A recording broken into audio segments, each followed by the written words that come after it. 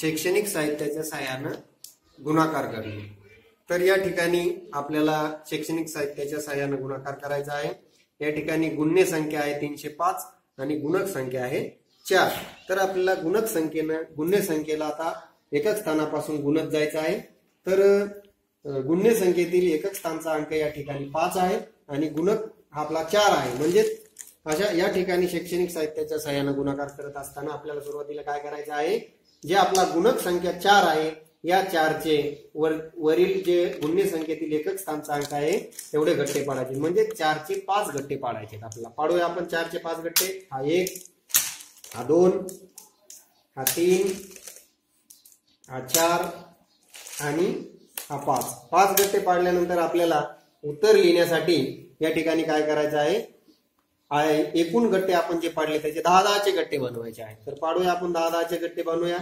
4 आहे, 5, 6, 7, 8, हे 9 आणि 10। हा एक गट्टा झाला। हे 4, नंतर हा 5, 6, 7, 8, 9 आणि 10 असे 2 गट्टे झाले।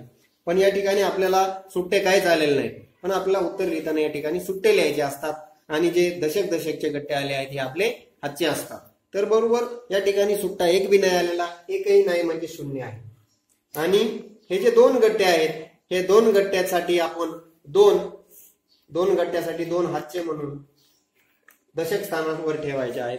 जर दशक स्थानाचे गट्टे आले तर शतक स्थानावर अशा पद्धतीने आपण पुढे ठेवायचे असतात। तर या ठिकाणी 2 दशकाचे गट्टे आले म्हणून 2 आपण इथे ठेवले। आता आपण काय करायचं आहे, गुण्य संख्येतील दशक स्थानाला गुणक संख्येने गुणायचं आहे। तर गुणक संख्येने 4 आणि दशक स्थानी या ठिकाणी 0 आहे।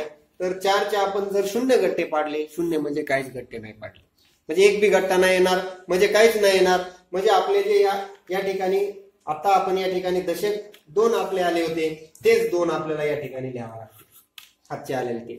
ठीक आहे। तर आता नंतर पुढे आपल्याला आता आपण एकक स्थानाला गुणाकार केलेला, आता दशक स्थानाला केलेला, आता आपल्याला शतक स्थानाला करायचा आहे। तर गुण्य संख्येतील शतक स्थानाला आपण गुणक संख्येने 4 संख्येने आपल्याला 3 संख्येला गुणायचं, म्हणजे 4 चे 3 गट्टे पाडायचे। हा एक गट्टा पडला आपण, हा 2 आणि या ठिकाणी हे 3 गट्टे पाडल्यानंतर पुन्हा आपण याचे 10-10 चे गट्टे आपण पाडायचे। तर 10-10 चे गट्टे पाडूया आपण। हे 4, 5, 6, 7, 8, हा 9 आणि 10। हा एक गट्टा 10 चा पडला आणि सुट्टे किती आले आपले, 2 आले। 2 आले, आपण या ठिकाणी 2 लिहिले। आता आपण जर या ठिकाणी हा एक दशक आला, हा आपण हातच्या म्हणून पुढे ठेवत असतो, पण या ठिकाणी आपला गुणाकार पूर्ण झालेला आहे। म्हणजेच आपण गुण्य संख्येतील प्रत्येक अंकाला गुणक संख्येने गुणलेला आहे। म्हणजेच आपला गुणाकार पूर्ण झाल्यामुळे आलेला हा गट्ट्याचा एक पण आपण काय करायचा, एक गट्टा आला मग त्याचा एक पण या ठिकाणी लिहायचा आहे। अशा पद्धतीने आपण या ठिकाणी गुणाकार पूर्ण केलेला आहे। आपण जर 4 चा पाढा मोजून केला तरी हाच गुणाकार येणार आहे आणि साहित्याच्या सहाय्याने आपण केला तरी आपण हाच गुणाकार उत्तर येणार आहे। आता माझे विद्यार्थी शैक्षणिक साहित्याच्या सहाय्याने या ठिकाणी गुणाकार करतायत, पहा।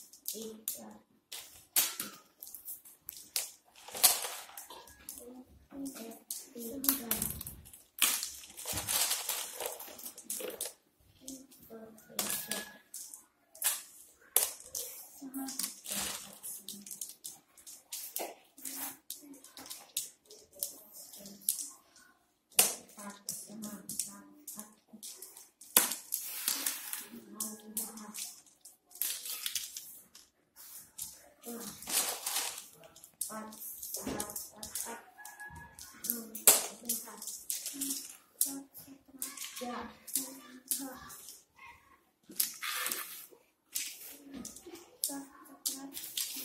9 10 10 7 8 9